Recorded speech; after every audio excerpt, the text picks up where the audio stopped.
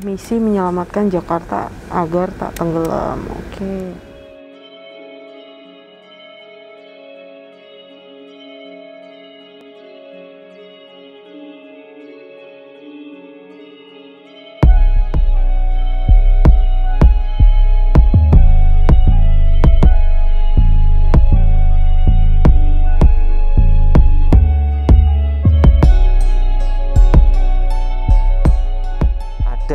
Anomali atau adanya perubahan iklim, keanehan interaksi iklim, maka menjadi seperti sekarang ini begitu.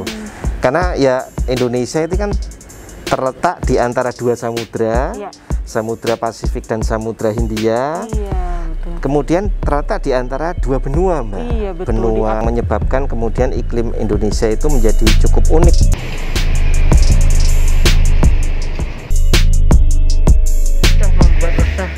Masyarakat terutama di DKI, karena dikabarkan di 2050 Jakarta akan tenggelam. Kita ingin melihat dari dekat pendapat dari masyarakat tentang isu itu. Jadi beberapa wilayah di Jakarta, terutama di daerah dekat dengan pesisir, apakah itu diketahui oleh mereka yang benar-benar tinggal di sini. Seperti di daerah Pademangan bersama Selaras Karya TV, kita ikuti terus. Selama ini sebagai warga Penjaringan itu sudah banyak dikasih tahu dari kelurahan tempat atau dari wilayah sini, dari RT RW, tentang bagaimana cara menjaga lingkungan agar tidak banjir. Udah ada belum? Udah, paling dari RW terus turun ke RT, baru ke RT turun ke warga. Tapi tidak ada pernah ngomong dari ini, nanti pemerintah ngomong bahwa daerah sini juga rawan banjir, kemudian Anda suatu saat siap-siap untuk pindah itu ya? Oh, nggak ada sih kayak gitu. Nggak ada ya? Oh.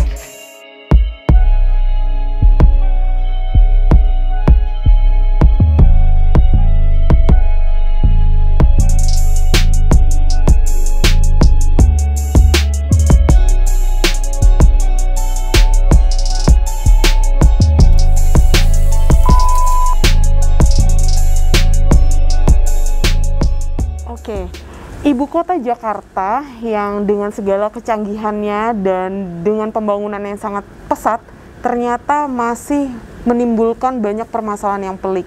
Nah, salah satunya adalah dengan adanya sekarang berkembangnya isu yang sangat hangat sekali mengenai Jakarta akan tenggelam di tahun 2050. Wah, kita perlu tahu dan kita perlu melihat data-datanya yang lengkap. Apakah kenyataan itu memang itu adanya ataukah hanya isu? Nah, hari ini kita akan ngobrol-ngobrol santai tapi berisi sama narasumber yang keren banget, yang pasti inspirasional banget, dengan Bapak Widodo Pranowo. Iya, selamat siang Bapak. Selamat siang, Mbak. Apa kabar Pak? Sehat Pak ya? Baik, Mbak Jessica. Nah, kita nih podcast kita nih tetap prokes Pak ya. Jadi kita tetap pakai masker, kita semua udah divaksin, jadi semuanya aman ya Pak ya? Betul sekali. Iya, tetap. Oke Pak, nah ini Pak, sekarang nih banyak sekali timbul keresahan ya Pak ya di masyarakat, khususnya warga Jakarta nih. Apalagi sekarang curah hujan kan udah mulai meningkat ya Pak ya, udah mulai musim hujan, terus habis itu udah kayaknya di sini udah titik banjir, terus habis itu banyak banget informasi mengenai Jakarta akan tenggelam. Nah, mohon pencerahannya nih Pak Widodo, gimana sih, apa sih sebenarnya yang terjadi, apakah memang begitu atau gimana nih Pak Widodo? Terima kasih Mbak Jessica. Jadi ini menarik. Tadi Mbak Jessica bilang saat ini adalah musim penghujan. Saya sedikit mengomentari ya, sebetulnya harusnya kita belum musim penghujan. Musim penghujan itu biasanya antara Desember, Januari, Februari begitu. Tapi kemudian biasanya kalau musim yang agak kemarau itu harusnya sekitar Juni, Juli, Agustus ya, Juli, Juli, Agustus. Nah, kemudian ada musim peralihan tuh, September, Oktober, November itu musim peralihan dari yang musim kering ke musim penghujan sebetulnya. Kalau di sekitar daerah Jawa nih, daerah Jawa begitu. Cuman mungkin ini karena ada pengaruh ya, adanya anomali atau adanya perubahan iklim, keanehan interaksi iklim, maka menjadi seperti sekarang ini begitu. Karena ya Indonesia itu kan terletak di antara dua samudra, Samudra Pasifik dan Samudra Hindia. Betul. Kemudian terletak di antara dua benua, Mbak. Betul. Benua Pak, ya. benua Asia dan Australia. Nah, jadi itu yang menyebabkan kemudian adanya apa ya istilahnya pengaruh campuran di situ, campuran di situ itu yang menyebabkan kemudian iklim Indonesia itu menjadi cukup unik sebetulnya. Cukup unik sekarang. Iya, jadi kalau misalnya sekarang ini ada musim yang harusnya tidak hujan tapi menjadi hujan, memang kemudian banyak juga yang kemudian menjadi apa ya? Khawatir gitu, Mbak ya. Itu manusiawi, itu wajar, itu wajar. Dan gitu. itu impactnya kemana-mana, Pak ya. Impactnya betul kemana-mana, betul. Tanah segala macam. Betul, ya, Pak, iya. Jadi memang sebetulnya semua itu sudah diciptakan ada dua sisi. Ada kemarau, ada hujan, gitu ya. Betul. Gantian sebetulnya, gantian gitu. Kayak mata uang lah, gitu. Kayak mata uang dua sisi. Dan itu masing-masing memberikan kesejahteraan yang berbeda gitu. Nah, terkait dengan tadi ketakutan akan tenggelam, Pak, Jakarta akan tenggelam gitu ya. Lagi resah semua, Pak, pada mau pindah semua keluar Jakarta. Iya, itu gimana nih, Pak Widodo? Jadi inget itu ya, yang lagi terakhir rame itu Pak Biden ya. Pak Biden, Pak Biden, itu sebetulnya memang kita harus kembali lagi. Tidak hanya kemudian melihat headline newsnya saja gitu ya, tetapi coba cari video rekaman yang sebenarnya ketika Pak Biden diwawancarai oleh wartawan gitu ya. Betul. Jadi apakah kemudian Pak Biden itu menyatakan Jakarta tenggelam atau Pak Biden menanyakan apakah Jakarta tenggelam gitu. Jadi sebenarnya kalimat pertanyaan atau kalimat pernyataan itu yang menjadi penting begitu kan ya gitu. Betul. Karena katakanlah kalau misalnya Pak Biden hanya mendasarkan dari data citra satelit ya, kita harus lihat juga citra satelit itu ada yang resolusi tinggi, ada yang resolusi rendah, dan lagian itu jauh sensornya dari atas luar bumi sana gitu, langsung melihat ke bawah gitu kan, jaraknya yang sangat jauh. Tentu ada beberapa standar yang harus dilakukan untuk mengoreksi standar koreksi gitu. Yang kedua, kalau hanya melihat dari permukaan citra saja dan kebetulan satelit itu ketika melewati di atas Indonesia tidak setiap hari, gitu ya. Mungkin jeda tiga hari sekali, dan itu nggak selalu lewat situ. Jadi jarak antara satu ke Indonesia bagian barat, tengah, timur itu belum tentu bareng gitu. Itu yang harus dilihat. Jadi perlu dilihat datanya. Nah, momen dari pernyataan Pak Biden, oke lah, enggak apa-apa, sudah terlanjur heboh gitu ya. Tapi kita bisa ambil hikmahnya. Kita jadikan suatu momen, kita bisa lihat sama-sama sekarang sedekat apa data yang kita punya. Nah, itu, Pak. Iya, jadi misalnya nih, contohnya, Pak. yang namanya pertanyaannya itu banjirnya karena air lautnya naik, atau karena pantainya turun. Nah, itu kan. Jadi sebetulnya tidak cukup hanya data dari citra satelit saja, tetapi diperlukan ada dua tambahan alat lagi. Yang pertama adalah alat untuk mengukur tinggi permukaan laut. Namanya bisa tide gauge ya, atau shallow pressure gauge gitu. Jadi macam-macam, tapi intinya adalah mengukur naik turunnya permukaan laut. Satu lagi itu harus dipasang namanya GPS. Kayak GPS yang ada di HP ya. Tetapi kalau GPS yang di HP itu kebanyakan biasanya hanya untuk melihat posisi ya. Betul. Jadi itu hanya melihat komponen vertikal, horizontal. Nah, yang ini sekarang ditambahkan komponen vertikal. Jadi bisa mengetahui kedalaman ketinggian juga ya. Betul. Jadi apakah kemudian si altitude ya atau daratan yang dipijak itu dia naik atau turun. Nah, itu yang harus dilihat. Jadi masih ada dua alat yang menunjang lagi informasi betul tersebut. Sekali, betul sekali. Nah, satu lagi yang kemudian menjadi menarik adalah ketika dipasang alat untuk mengukur naik turunnya air laut tadi, itu juga posisinya harus dilihat di mana itu. Kalau misalnya dia ternyata ditaruh di pantai, di pantai Pak, yang ternyata juga pantainya ikut turun. Nah, itu juga pengaruh juga terhadap datanya. Jadi artinya kita memerlukan banyak keahlian, banyak pakar untuk melihat masalah banjir di Jakarta atau dianggap tenggelamnya Jakarta itu harus dari banyak pakar, tidak hanya satu pakar saja. Iya, betul. Karena begini misalnya ada beberapa teori, katakanlah gini, ada sudut pandang yang dinyatakan oleh seorang profesor dari University of Manchester. Dia ahlinya adalah astronomi misalnya, astronomi. Nah, kalau dia melihat begini, jadi semakin lama yang namanya matahari inti luarnya dia semakin membesar ya, Pak. Begitu semakin membesar, panasnya berarti mendekati bumi itu. Iya, betul. Mendekati bumi, atmosfernya dia panas. Iya, betul. Ya kan? Berarti kemudian semua es yang ada di bumi semakin mencair. Kutub utara, kutub selatan mencair. Itu dari pendekatan dari istilahnya dari astrofisik gitu ya, astrofisik ya. Iya, Pak. Tapi kemudian ada lagi begini, Mbak. Misalnya dari sudut pandang geodinamika. Iya, gimana tuh Pak? Jadi geodinamika itu ada namanya teori apungan benua. Nah, teori apungan benua atau continental drift. Nah, ini dari Profesor Alfred Wegener, Jerman. Iya, Pak. Jadi yang namanya lantai samudra Hindia itu menunjam masuk di bawahnya Pulau Jawa.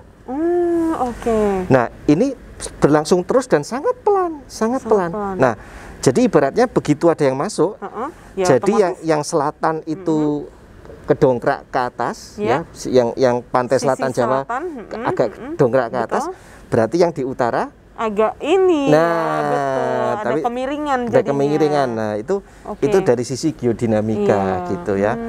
Tapi ada juga yang dari sisi geologi, Mbak. Iya, gimana tuh Pak? Kalau yang sisi geologi? Kalau dari sisi geologi adalah jadi dulunya pantai utara Jawa itu adalah garisnya bukan yang seperti sekarang ini, gitu kan?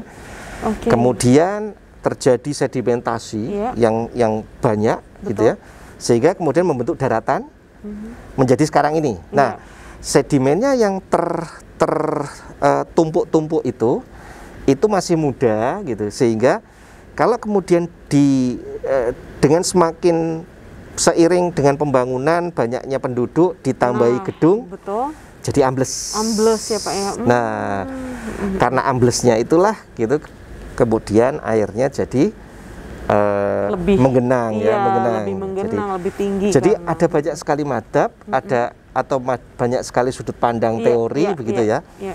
Yang kemudian ini menjadi PR bersama, bagaimana semua pakar ini kemudian menganalisis sebetulnya, menganalisis bersama gitu ya. Jadi kalau berdasarkan pengalaman saya nih Mbak ya, ada kebetulan saya kenal dengan peneliti yang waktu itu berkantor di Muara Baru, namanya dulu ada Balai Research Perikanan Laut di Muara Baru, yang kemudian malah sudah dibongkar waktu zamannya Ibu Susi itu, dibongkar jadi pasar ya, pasar jadi ikan. Pasar ikan. Nah, dulu itu menarik Mbak. Jadi ada peneliti di sana namanya Profesor Duto Nugroho waktu ya. Pak. Itu dia rajin sekali meneliti, mencatat. Iya, mencatat ketinggian. Jadi kalau pas lagi banjir diukur tuh, dicatat gitu. Pas kapan lagi dicatat lagi tuh, diukur gitu. Nah, data itu kemudian diserahkan ke saya. Ada jamnya, ada tanggalnya, ada jamnya. Akurat itu, ya Pak ya. Nah, itu yang menarik, begitu saya kemudian sandingkan itu gedangannya dengan tinggi pasang surut, itu sebetulnya pasang surutnya itu hampir tidak bergerak. Jadi artinya ada sedikit yang turun sekitar sekitar 30 cm sampai 40 cm. Gitu di Muara Baru itu gitu. Nah, tapi signifikan juga tuh Pak 30 40 cm Pak ya? Lumayan sih lumayan ya. Artinya tinggal sekarang kita cari solusinya sih sebetulnya ya. Nah, itu dia Pak. Bagaimana genangan air ini gitu kan bisa cepat keluar gitu kan. Keluar gitu.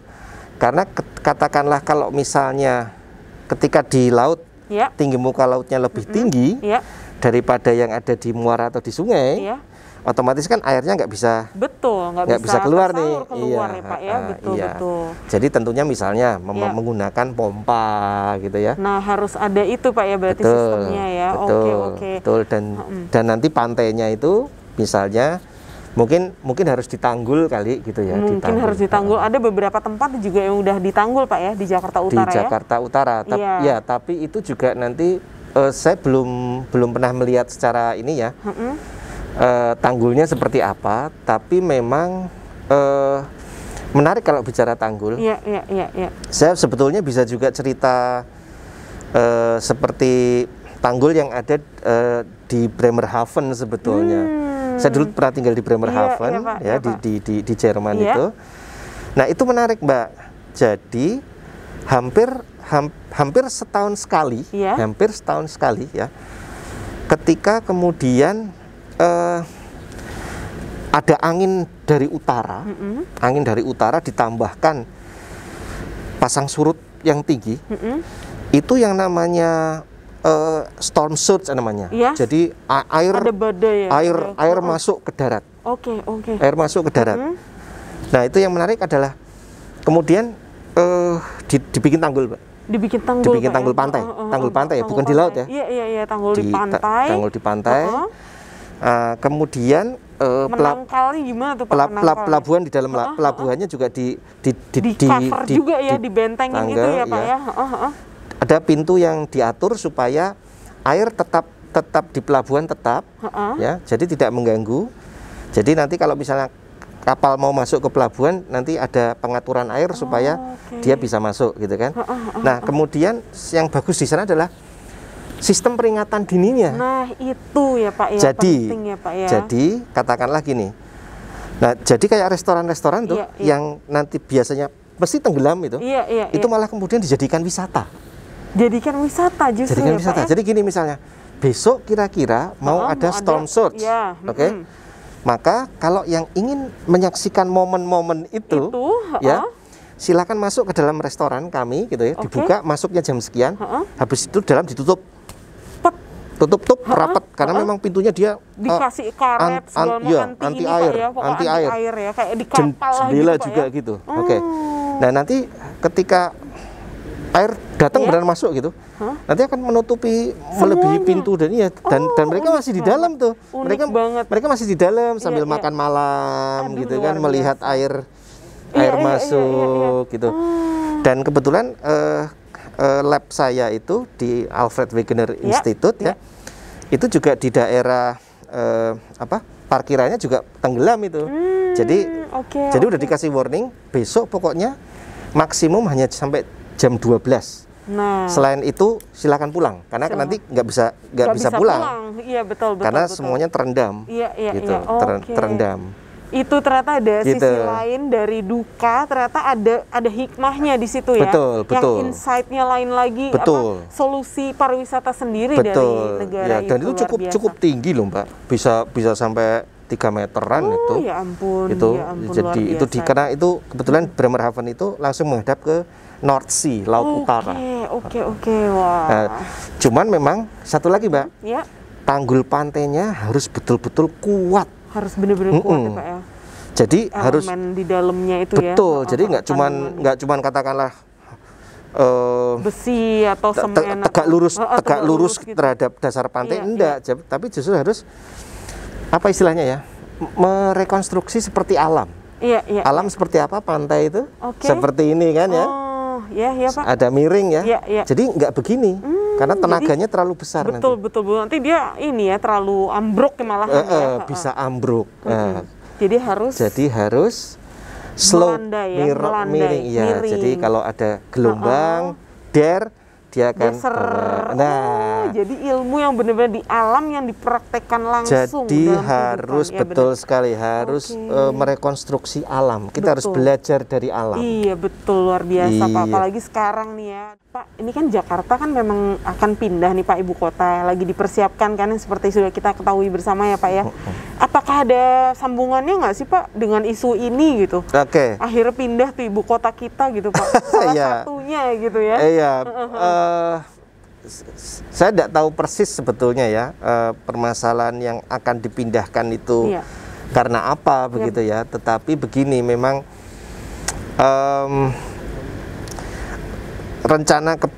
kalau dibilang rencana kepindahan, katakanlah kayaknya sih hampir di setiap kabinet ya atau presiden itu sudah sempat pengen mewacanakan pindah, tetapi saya sendiri tidak paham kepindahannya karena apa alasannya dan kemana begitu kemana gitu. Tetapi sebetulnya yang harus kita lihat ini, kalau dari sisi saya sebetulnya Jakarta ini kalau dari sisi, mohon maaf saya dari sisi pertahanan keamanan ya, ini yang paling kuat di Pulau Jawa gitu, di Pulau Jawa gitu. Karena katakanlah misalnya kapal selam mau lewat Laut Jawa itu nggak mungkin dia harus turun, harus nyelam gitu, karena keruh gitu kan. Karena keruh ya. Iya, mau nggak mau dia harus nongol begitu, harus nongol di atas kapal selam musuh, berarti kan dia harus kelihatan tuh kan, dikawal gitu kan. Berbeda kalau misalnya di laut yang lebih dalam gitu. Mereka bisa lewat bawah dari segi pertahanannya sendiri. Betul, iya gitu. Terus kalau dari sisi katakanlah kemungkinan tsunami karena dari selatan Jawa begitu kan ya. Nah, itu gimana tuh Pak? Itu memang bisa juga bisa masuk ke arah lewat dari Selat Sunda katakanlah ya. Tetapi harus dicek ulang tuh apakah memang dari simulasi apakah dia sampainya di mana gitu, karena pasti sudah tereduksi juga di Selat Sunda gitu. Kemudian ketika keluar dari mulut Selat Sunda dia tingginya seberapa gitu kan ya, dan dampaknya sampai ke Jakarta sampai seperti apa harus dilihat gitu. Itu lagi-lagi balik lagi ke data ya Pak ya. Jadi memang harus tidak bisa hanya satu pakar saja, tetapi harus segala sisi ya Pak ya. Iya, banyak pakar. Jadi gitu. Sebenarnya pemindahannya nggak terlalu ada ini Pak ya, nggak menjadi faktor juga kan Pak, dengan adanya isu-isu ini yang Jakarta tenggelam jadi ibu kota kita pindah Pak. Ya sebetulnya kalau mau dikaitkan dengan pertanyaan Pak Biden tadi misalnya, jadi hanya kita punya pertanyaan ilmiah gitu. Apakah kemudian misalnya nanti pindah ke Kalimantan, terus katakanlah kita kekurangan uang, apakah Pak Biden mau ngutangin nih? Nah, itu dia. Jangan-jangan maksudnya itu gitu ya. Mungkin ya. Ini kan hanya istilahnya ya pertanyaan penelitian lah gitu, biasa gitu. Betul. Yang banyak beredar juga di masyarakat ya Pak ya. Nanti kita tinggal lihat seperti apa. Nah, makanya berarti Indonesia, maksudnya khususnya ibu kota kita Jakarta tetap menjadi tempat yang seksi untuk para investor dong Pak ya. Nah, ini yang menarik. Nah, ini nih yang penting banget karena kan pasti banyak banget investor di seluruh dunia melihat negara kita dengan bonus demografi yang sangat bergerak ke luar biasa, potensi yang luar biasa di negara kita, khususnya ibu kota kita Jakarta yang lagi diisukan begini. Nah, itu gimana tuh sisi investor menurut Bapak? Kebetulan saya juga bareng-bareng nih dengan teman-teman di namanya Dewan Research Daerah Provinsi DKI Jakarta gitu ya. Saya juga anggota di situ. Sejak dari tahun 2019 kami melakukan research gitu ya, bagaimana sih nanti kalau misalnya pasca Jakarta ditinggalkan, ya Jakarta mau diapain? Nah, itu dia. Maka dari Dewan Riset Daerah Provinsi DKI Jakarta mengusulkan Jakarta ini dijadikan sebagai kota pusat bisnis dan riset internasional. Mantap banget. Gitu. Karena mengapa demikian? Fasilitas masih banyak di sini, gitu ya. Dan teknologi juga paling maju banyak. Lah ya. Coba lihat universitas-universitas. Yang canggih-canggih ya istilahnya, yang bonafit baik negeri maupun swasta ada di Jabodetabek. Betul ya kan, dan mereka teknologinya dan mereka mempunyai mahasiswa dan mempunyai teknologi juga yang kemudian bisa untuk riset juga kan, riset. Kemudian pusat-pusat bisnis masih ada gitu kan. Iya, betul. Mungkin memang ke Kalimantan mungkin khusus pemerintah ya, tapi tidak menutup kemungkinan juga ada bisnis yang juga pindah ke sana gitu. Tetapi sangat disayangkan kalau misalnya Jakarta juga dibiarkan begitu saja gitu. Nah, itulah yang kemudian sedang digarap tuh sama Dewan Riset Daerah gitu. Betul. Jadi Jakarta sebagai kota bisnis dan riset internasional. Waduh, luar biasa. Jadi artinya semoga itu bisa tetap memberikan optimisme ya Pak ya, memberikan kepercayaan bahwa investasi yang dikembangkan di Jakarta dan di sekitarnya di sini masih sangat baik lah ya, masa depannya cerah lah Pak ya. Betul sekali, sekali. Oke, wow tuh sahabat, jadi Jakarta punya optimisme dan punya masa depan juga yang cerah, walaupun nanti nggak menjadi ibu kota dari negara kita Indonesia, tapi tetap akan menjadi primadona juga karena di sini di Jakarta menjadi pusat bisnis dan research internasional. Betul. Wow, itu luar biasa banget. Jadi kita yang tinggal di Jakarta tetap harus cinta juga sama Jakarta walaupun udah nggak jadi ibu kota lagi, tapi tetap optimis. Betul, gitu. betul. Pak Widodo, waduh Pak Widodo ini kan udah hebat banget ya, pakar, udah sekolah alumni ITB, udah lama tinggal di Jerman juga. Nah, ini oleh-oleh buat bangsa negara kita apa nih Pak? Iya, dari Pak Widodo nih ya. Iya, ada dua. Ketika saya di sekolah ke Jerman sebetulnya kan karena itu ada suatu kerjasama Indonesia Jerman ya untuk membangun sistem peringatan dini tsunami. Dan itu sudah berjalan waktu itu saya 2007 sampai 2010 di sana di Jerman ikut membangun sistem dengan para profesor dan kolega di sana. Kemudian tahun 2008 sudah diinstal juga di BMKG sistem peringatan dini tsunami gitu kan. Nah, itu dan sistem peringatan dini tsunami kita tahu bahwa sudah berjalan sampai sekarang begitu ya. Nah, yang kedua adalah saya mengelola laboratorium di sini di Pusat Riset Kelautan, namanya Laboratorium Data Laut dan Pesisir. Itu tahun 2015 gitu ya, kami membangun namanya prediksi pasang surut Android. Jadi memberikan ramalan tinggi naik turunnya air laut itu untuk 7 hari dan 14 hari ke depan. Dengan resolusi waktunya per 1 jam. Per 1 jam gitu. Jadi nah, itu yang menarik ketika katakanlah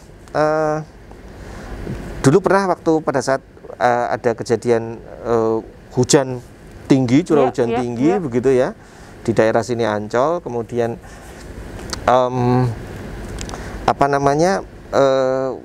perkiraannya ada ketidakmampuan dalam menghandle pompa tuh kira-kira ya.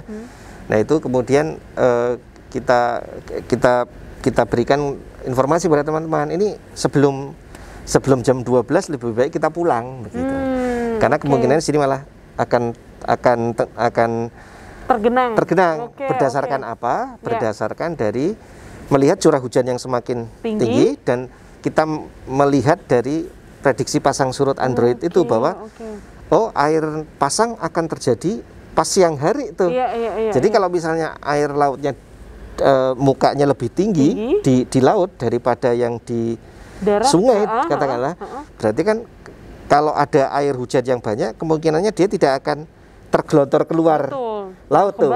Jadi kemudian tergenang tuh. Gitu. Nah, itu yang kemudian menarik gitu. Memang ada sebagian teman-teman yang tidak pulang gitu, dan akhirnya terjebak di sini seharian sampai besoknya lagi begitu ya. Gitu. Tapi ada yang sebelumnya sudah sempat pulang dulu gitu. Nah, itu juga ya Pak ya. Iya, itu yang menarik. Iya, cuman memang karena ada keterbatasan dana riset, kemudian setelah 3 tahun itu kemudian berhenti begitu ya. Ini belum diupdate lagi. Ini baru diajukan proposal. Semoga tahun depan ini bisa di up lagi, bisa dihidupkan lagi. Betul. Dan bisa dimiliki aplikasi ini di setiap handphone. Semoga. Seorang masing-masing seluruh masyarakat ya Pak ya. Iya. Oke. Itu sama itu juga. Saya sempat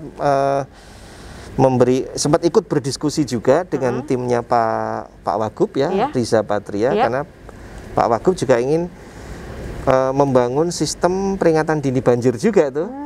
Jadi pengen memasang sensor-sensor di katakanlah di Katulampa, di mana gitu ya, titik-titik yang rawan sebagai airnya kalau nanti meluap sehingga nanti bisa memberikan informasi pada masyarakat bahwa ini baiknya bagaimana begitu. Nah, tentunya itu akan sangat baik sekali kalau misalnya ditambahkan dengan informasi pasang surut tadi. Betul. Jadi ada deteksi yang air yang dari sungai-sungai, tapi juga ada prediksi pasang surutnya bagaimana begitu. Iya, betul. Kalau airnya surut aman tuh gitu, kira-kira gitu. Nah, ini masih diskusi ya, apakah Pemda DKI sudah mengeksekusinya atau belum, saya belum tahu lagi gitu. Tapi setidaknya kita sudah menyumbangkan sumbang saran. Nah, itu dia. Pak, balik lagi nih ke ibu kota kita nih Pak. Ibu kota kita Jakarta tercinta nih. Nah, apa namanya? Menurut Bapak sendiri yang itu kan tadi dari beberapa banyak faktor dari beliau-beliau juga yang sangat ahli yang membuat paham-paham ya. Ada iklim dan segala macam tadi dari faktor-faktor dunia ya Pak. Dan satelit segala macam. Nah, kalau di ibu kota kita sendiri ini menurut Bapak apa penyebab permasalahannya kok di daratan sendiri nih Pak dalam kita bermasyarakat ini? Apakah ada itu juga menjadi faktor juga memperburuk sehingga adanya muncul paradigma itu? Ataukah ada gimana Pak kira-kira? Ya, ini menarik ya kalau mau dibahas. Misalnya gini, tadi katakanlah ada teori yang menyebabkan katakanlah tadi karena lapisannya adalah tanahnya gembur gitu ya. Gembur, kemudian itu tadinya adalah laut, kemudian jadi darat gitu. Kayak misalnya Mbak grogol, Mbak. Grogol artinya apa tuh Mbak? Grogol, Mbak. Apa tuh Pak? Grogol itu kan artinya tempat menambat perahu, Mbak. Oh, grogol itu tempat menambat perahu. Iya, jadi jangan-jangan dulu itu air di situ. Itu air ternyata mungkin. Iya kan. Karena kan memang Jakarta ini kan memang secara geografis Pak ya, itu kan kita di daratan rendah ya Pak, dan banyak hulu sungai juga dikepung hulu sungai dan pesisir. Betul sekali. Dulu makanya dulu Fathahilah ya Pak ya disebutnya kan kota Sunda Kelapa ya, tempat pelabuhan. Nah, jadi nggak heran kalau grogol kata Pak Widodo itu mungkin dulunya adalah rawa-rawa atau tempat perairan ya Pak ya. Jadi ada data tuh memang di sekitar Sunda Kelapa itu dari tahun 1600-an ya sampai 1900-an ya. Itu yang namanya garis pantai. Itu memang tadinya maju terus ada yang mundur gitu kan, tapi nanti ada yang maju lagi begitu. Jadi mengapa mundur? Mungkin karena tadi apakah itu karena lapisannya masih terlalu muda, ditambahin bangunan, jadi agak ambles gitu ya. Kemudian ada gelombang juga bisa tererosi gitu ya. Tapi Teluk Jakarta itu Mbak yang menarik adalah itu kan banyak sungai. Terutama ada yang dari Cisadane, ada yang dari mana itu yang satu lagi. Sungai besar ya Pak. Sungai besar itu kan juga membawa sedimen sebetulnya. Itu juga menjadi faktor Pak ya. Itu juga malah kemudian menambah garis pantai juga, kan gitu. Menambah garis pantai juga. Jadi sebetulnya kalau dikatakan Jakarta mau tenggelam, sebetulnya nggak usah khawatir ya. Nggak usah khawatir ya teman-teman. Nggak usah khawatir ya. Yang penting memang kita harus bisa bantu ya. Kita harus bisa bantu. Katakanlah kalau misalnya pemerintah daerah sudah berusaha, kemudian istilahnya membangun pompa gitu ya. Kemudian dari pemerintah pusat mungkin dari PUPR sudah membangun tanggul pantai gitu ya. Terus juga Pak Pemda Jakarta juga ya, Pak, ya, Pemda Jakarta juga membuat polder-polder tuh di atas di Bodetabek ya, supaya memperlambat air kalau ada hujan langsung turun ke bawah tuh. Jadi dikurangin gitu. Dikurangin ya Pak ya. Sebenarnya itu juga salah satu yang sudah upaya yang dilakukan ya Pak ya. Betul. Sama itu. Kalau kita ingin membantu. Nah, itu teman-teman. Kalau kita ingin membantu sebagai kita masyarakat umum ya. Nah, kita kembali lagi lihat ke teorinya dari IPCC, lembaga tentang perubahan iklim ya. Sebagai orang awam nih Pak. Nah, orang awam ya. Jadi jadi teorinya kan katakanlah perubahan iklim ini terjadi karena era industrialisasi ya. Begitu era industrialisasi meningkat, emisi karbon meningkat. Nah, itu ya. Kemudian terjadi pemanasan efek rumah kaca gitu ya. Efek rumah kaca. Sehingga kemudian es di kutub mencair kan. Nah, betul. Berarti apa yang bisa kita lakukan untuk mengurangi emisi? Emisi karbon. Iya. Emisi apa karbon. Tuh Pak yang bisa kita lakukan dari rumah aja misalnya? Ya, dari lingkungan. Betul. Jadi misalnya kalau kita nggak penting-penting amat pakai mobil gitu ya, ya kurangin pakai mobil atau pakai sepeda motor gitu. Dengan banyak pakai sepeda mungkin juga atau jalan kaki gitu ya. Dengan kita jalan kaki saja kita sudah mengurangi emisi gitu ya. Dengan kita tidak banyak membuang sampah sebetulnya kita juga mengurangi emisi kan gitu ya. Jadi dari diri kita lah gitu bagaimana kita bisa mengurangi emisi. Peduli akan itu ya, dan kita dikasih waktu nih Pak. Sepertinya kan prediksi itu kan kayaknya menjadi momok ya, 2050 tenggelam. Nah itu padahal kan kenyataannya juga data-data yang sudah tadi Bapak ceritakan dan data-data yang di-insert juga di sini juga menjelaskan sebenarnya itu juga bukan semata-mata paradigma yang hanya menjadi momok ya, tapi sebenarnya itu dijadikan waktu kita justru untuk mengatasi atau mengantisipasi nih, ya Pak ya. Nah terus apa nih Pak kira-kira karena kesimpulan dan keresahan yang ada di sekarang nih Jakarta nih, kira-kira Bapak pesannya apa nih buat sahabat semua yang nonton gitu, kira-kira untuk mengatasi dan meredam ini gitu? Ya, yang pertama kita kan sudah tahu ya bahwa sudah ada upaya. Yang kedua namanya air itu kan mengalir dari tempat tinggi ke rendah. Tapi itu pasti akan terhambat kalau saluran airnya, sungainya juga terhambat. Artinya ya kita kalau bisa kurangilah membuang sampah ya. Membuang sampah gitu ya. Jadi membuang sampah sembarangan atau kemudian kadang gini, kita sudah membuang sampah dengan benar, tetapi kita juga harus cek tuh. Kadang tempat pembuangan akhir itu malah di pinggir-pinggir sungai gitu. Yang ketika kemudian katakanlah dia tidak tertutup dengan baik ketika hujan lebat, dia malah jatuh ke sungai gitu. Kemudian ya kita sebisa mungkin mengurangi emisi yang kita keluarkan supaya kita memperlambat pemanasan global ini Pak global. Kira-kira seperti itu. Nah itu jadi benar-benar balik lagi sebenarnya ke diri kita masing-masing Pak ya, diri pribadi kita masing-masing. Jadi bagaimana kita meredam isu yang ada itu dengan bijak dalam membaca suatu informasi ya Pak ya. Terus juga melihat dua sisi juga, suatu pandangan itu kita lihat dari dua belah sisi. Tadi yang bagaimana itu apakah pertanyaan atau pernyataan ternyata. Nah Pak Widodo, ayo dong kasih pesan kita semua nih untuk kita sebagai warga dan untuk para investor juga nih. Nah pesan dari Bapak apa Pak?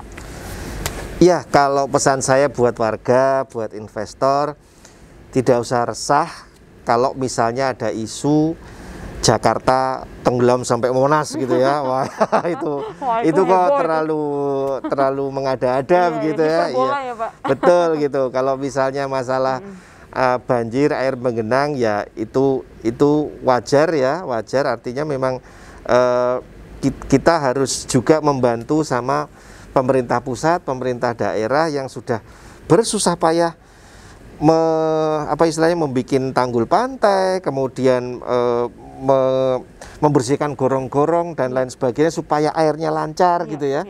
Tapi kalau kita sendiri sebagai warga tidak membantu mereka, tidak istilahnya ya masih membuang sampah sembarangan begitu ya. Ya saya rasa itu juga akan akan menyebabkan ya. banjir juga, betul. begitu. Itu yang penting di situ, gitu. Kira-kira gitu, Mbak. Oke, mantap, Pak.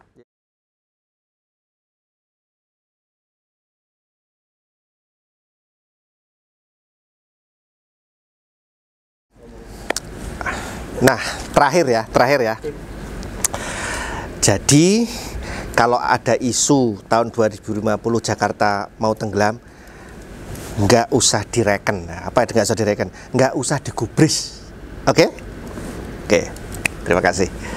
Nah, jadi buat sahabat semua, mungkin kita juga jangan cepat langsung mengambil kesimpulan. Kita harus tanyakan sama ahlinya. Dalam hal ini kita udah berbincang banyak dengan ahlinya Pak Widodo yang udah meluangkan waktu cerita-cerita sama kita mengenai isu nih yang berkembang sekarang. Nah, kalian semua udah dapat jawabannya. Jadi Jakarta bukannya tenggelam tapi cukup tergenang aja lah ya Pak ya.